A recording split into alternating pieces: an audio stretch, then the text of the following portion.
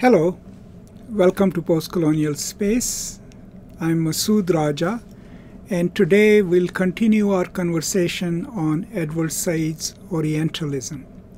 And in today's conversation, I'll be reading and talking about from bottom of page 19 to probably the bottom of page 21. Now, just to kind of do a quick recap, we are in part 3 of the introduction. In part 3, Said is trying to explain 3 aspects of his scholarly endeavor, or what he had to keep in mind to write the book. We already discussed the part 1 of part 3, which was about his distinction and his challenge to this distinction between scientific or pure knowledge and like just humanistic knowledge. Now we are on part 2, where he is answering the question of methodology. What is his method? Now, if you watch the previous video, towards the end of it, he was talking about or trying to conclude his discussion as to why he has not included the German Orientalists in his discussion, which he sees as a weakness of his book.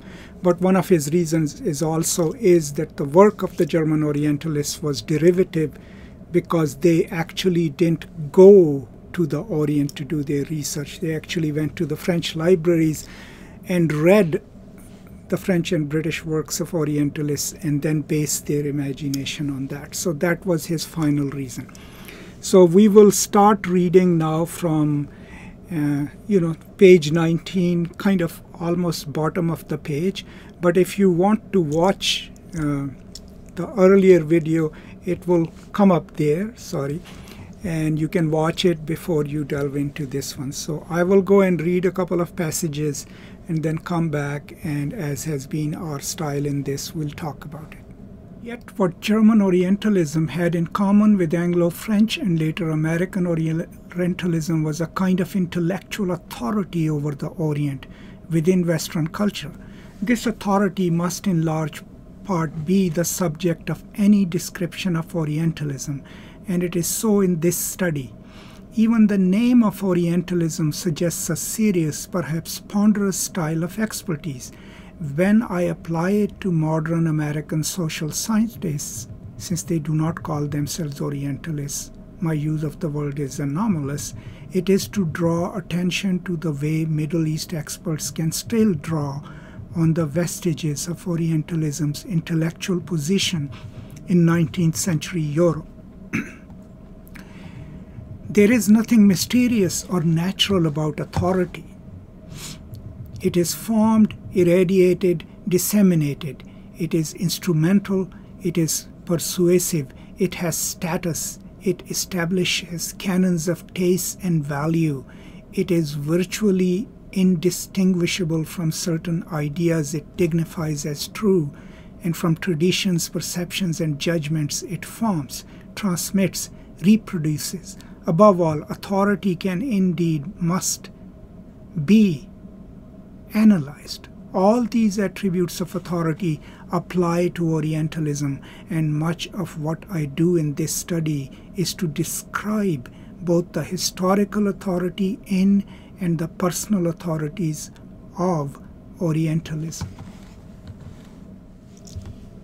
Okay, so now we are going into the meat of his argument about his method, right? And what he's saying is that, okay, the Germans might have not actually learned the things in the field, but they all draw on the same authority. And that authority comes from, of course, the 19th century Orientalists and later Orientalists, right? And everyone else also draws on that authority to represent, right? But then the question of authority itself gets centered, which he says is part of this book, right? To question not just how does Orientalist discourse gain that authority, how is it transmitted, right? And then, most importantly, the reason he's studying it is because it's not accidental. anything, when you claim authority in a field of study, or when there is something that is authoritative, it isn't born authoritative, right?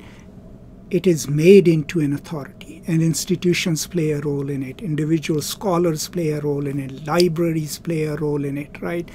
Canons and how they're established play a role in it. So authority of any field has the authority to determine the field, but also subsume itself into it so that it becomes kind of self-referential. So that, what he's saying is, much of what I do in this study is to describe both the historical authority and the personal authorities of Orientalism. So what he's going to then describe is not just who said what, but in which context, right? And how are they arguing their point? How are they representing the Orient? And what are they taking at what we would call the silences of the text, right? Whatever they already believe to be true within which they are writing, right? And that he's slowly leading us to the discussion of Orientalism, but also discussion of Orientalism as a discourse. The moment he uses the terms irradiates, creates, right, perpetuates, we are in discourse, and we are in Foucault's discourse, right? And the reason we are in there is because that's how Foucault himself describes a discourse, right? It has enunciating subjects, it has a field of study, specialized knowledge, institutions, government, civil servants, bureaus, right? All of these come together to lend meaning to a discourse, right? Let me make it a little more clear. Simply, I use this example in my classes, right? There's a lecture on discourse too, which I'll put up, but so, for example, I use this example. How does discourse work? You're walking in the park with your child, and someone walks up to you and says, I think your kid has ADD. And you look at them and say, are you crazy? Who gave you the right to say that about my child? What a terrible thing to say, right? Now, if your teacher sends you a note, your child's teacher, and says she's having problem in the class, please take her to a psychologist or a psychiatrist, and you take your child there, and the psychologist says the same thing. We think your child has ADD, and here is a remedy for that. All you will do, you'll not lose your temper. You'll take that person's word, and maybe you look for a second opinion, but the reason that person saying that to you matters is because he or she is labeling your child within the discourse of medicine. You know he or she is a doctor. They are in a clinic. You have been referred to them. They have a degree on the wall that tells you they have a board certification. They have the knowledge and expertise, the authority to label people, right? That is the power of the discourse. And that's how he is defining Orientalism, as a discourse. So he will go further into that description in the next passages. Let's go and read it.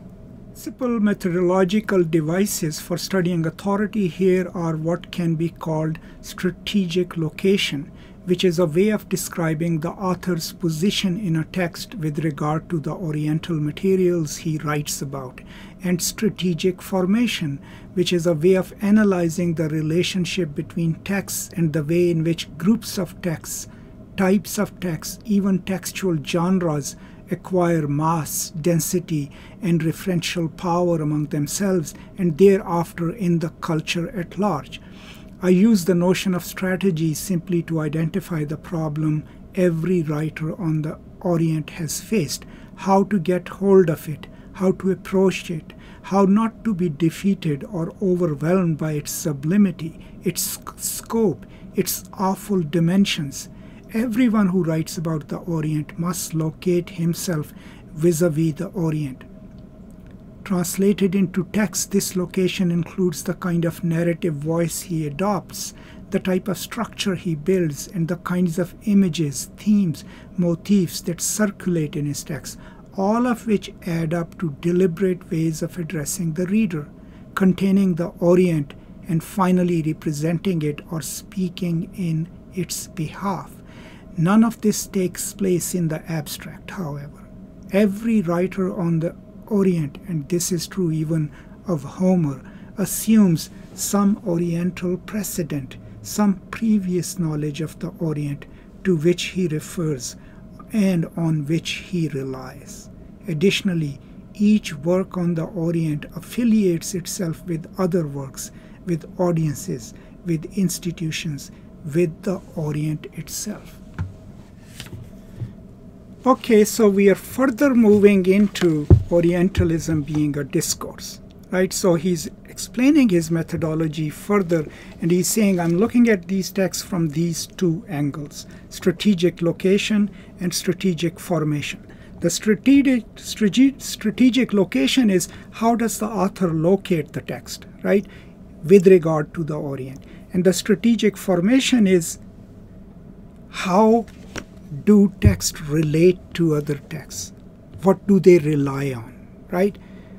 Because here is the biggest problem that these authors are facing: the problem of grasping and representing the Orient to a Western writer.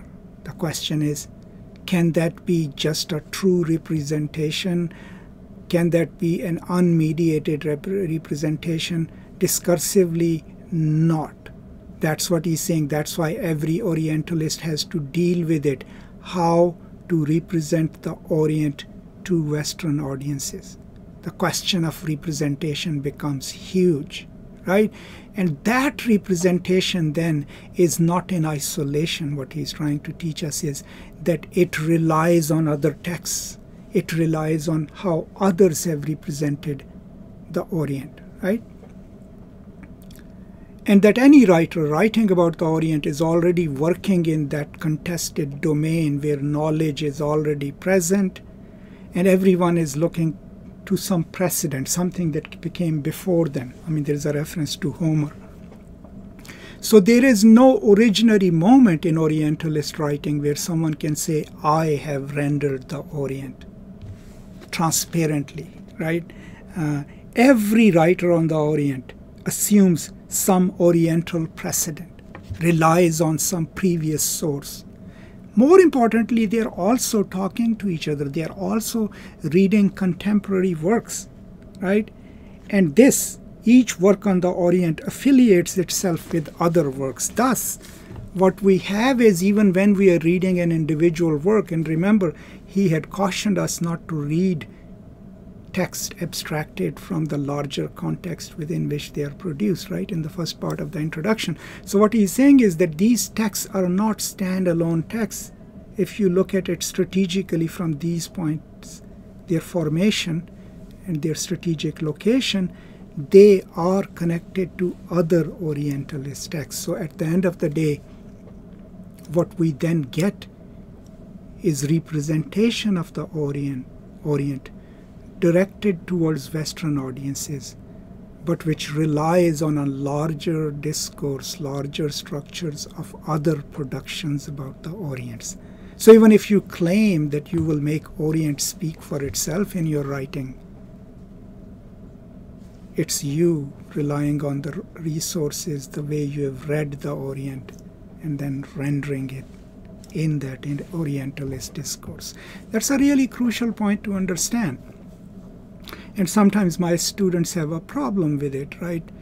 Because we all believe in this idea of individual agency, and we are very reluctant to buy into this idea of over-determinism of our work. But that's what he's saying, that the field is so interconnected, there is so much work that is already there that you must know that at the end what you represent is what that discourse generates in you, the way of looking at the Orient and the expectations of its representation. In this entire process, the Orient never really speaks, right? That's the point.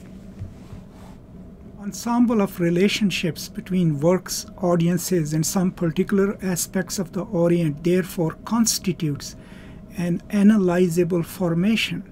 For example, that of philosophical studies, of anthologies of extracts from Oriental literature, of travel books, of Oriental fantasies, whose presence in time, in discourse, in institutions, schools, libraries, foreign services, gives its strength and authority.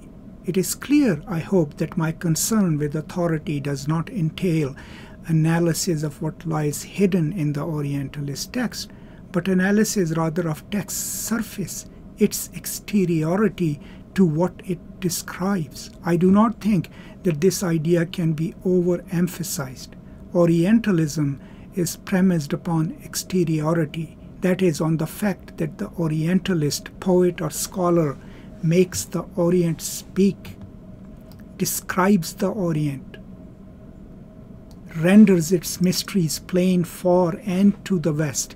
He is never concerned with the Orient except as the first cause of what he says. What he says and writes, by virtue of the fact that it is said or written, is meant to indicate that the Orientalist is outside the Orient, both as an existential and as a moral fact. The principal product of this exteriority is, of course, representation. As early as Aeschylus's play, The Persians, the Orient is transformed from a very far distant and often threatening otherness into figures that are relatively familiar, in Aeschylus's case, grieving Asiatic women. The dramatic immediacy of representation in The Persians obscures the fact that the audience is watching a highly artificial enactment of what a non-Oriental has made into a symbol for the whole Orient. My analysis of the Orientalist text, therefore, places emphasis on the evidence, which is by no means invisible, for such representations as representations, not as natural depictions of the Orient. This evidence is found just as prominently in the so-called truthful texts, histories, philological analysis, political treatises, as in the avowedly artistic, openly imaginative text. The things to look at are style, figures of speech, setting, narratives, devices, historical and social circumstances, not the correctness of the representation nor its fidelity to some great original.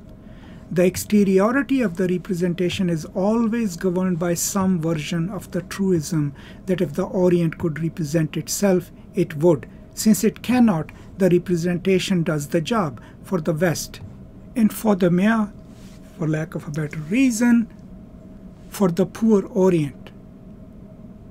And hence Marx wrote in the 18th Brumaire of Louis Bonaparte, the translation is, they cannot represent themselves, they must be represented. Okay, so sorry for rushing through that reading. So we are approaching kind of a sort of an important point in his explanation of his own methodology. Right? We are still questioning the question of authority and what creates it and what lends it. Right? But what he's also saying is that I'm focused on the exteriority of the text. What does he mean by that? Obviously, the exteriority is the world in which the text is produced. If I'm writing an Orientalist story, yes, I will look at the text itself and see what he calls the figures of speech and represent. But what I am looking at is representation. What is the text trying to represent? And that is connected to its exteriority because there are other knowledges, other books, other stories, politics at play that determine what goes inside the text. So in order to read an Orientalist text, we can't just read it and say, well, this is not an authentic representation, because there is no authentic representation and it's irretrievable.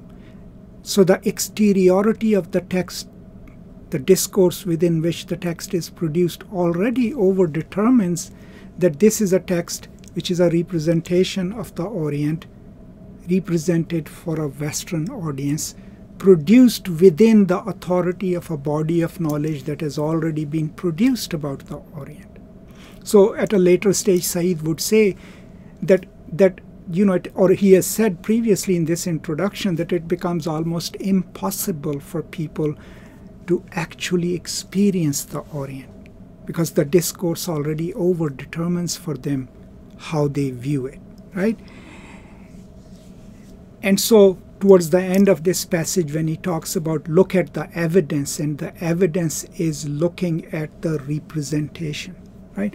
So one mistake that he says, which we ought not to make, and which people challenge him on this book, is the idea of suggesting that this is not a true representation of the Orient. Because when you say this is not a genuine or a true representation, you are imagining a true Orient, right? And what he's saying is that's not how we ought to read these books, because we can't retrieve the true Orient, right? Even if it existed, it would exist in a discourse.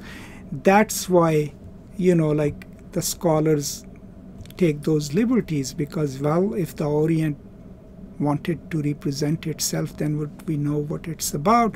But all we have is this representation of it, right? But the question of authority also is that the Orient cannot represent itself.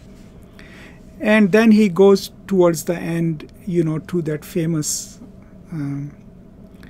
statement by Marx from the 18th Brumaire, right, about they cannot represent themselves, they must be represented. I've already talked about it, that people, Marxists especially, challenge Said on that, because that's exactly not what Marx meant there.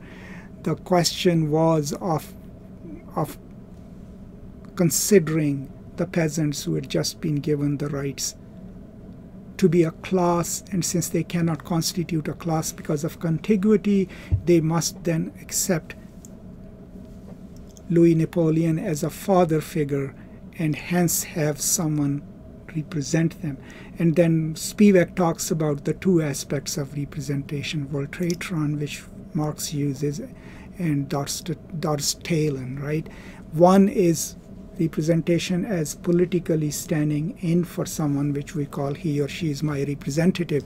The other is representation in works of arts and all, and the distinction needs to be made. So overall then, by this point in the introduction, he is still explaining his method, right? And what he is now trying to take us to is his usage of Foucault and discourse. What we have learned is you don't look for the real Orient in the text. You don't say this text doesn't compare to the real Orient because the real Orient is inaccessible.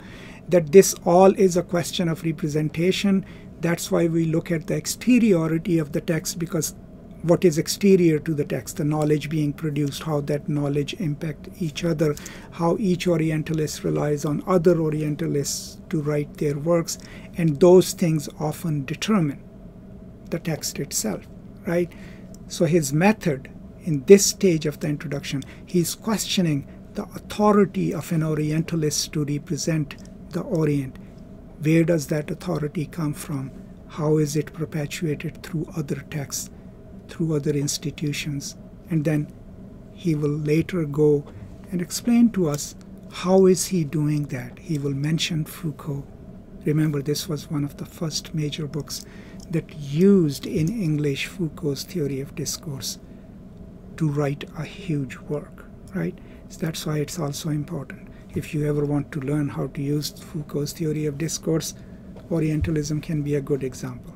So that's all for today. We have covered from bottom of page 19 to almost the bottom of page 21. Let me know what you think. If you have any suggestions or questions or anything that I might have missed, put it in the comments and I'll try to answer them. And after this, I'll come back and try to conclude, the question of the method in the introduction. My hope is to conclude this and then conclude the whole introduction. That's all. Thank you so much for your time and for your support. And as always, I'll see you next time. Stay safe and peace and love.